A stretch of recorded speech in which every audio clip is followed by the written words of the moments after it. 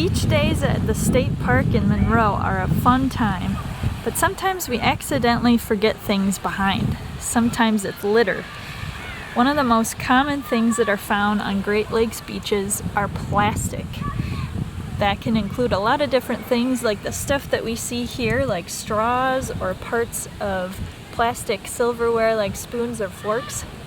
So some easy things we can do to prevent any type of pollution is picking up after ourselves, or maybe even bringing a bag to the beach so you can pick up and make the beach a little cleaner than when you arrived.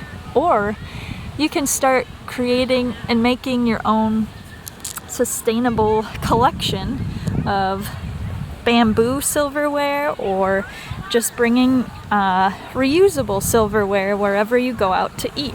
That way you're using less plastic and it's less likely to get thrown away accidentally on the beach.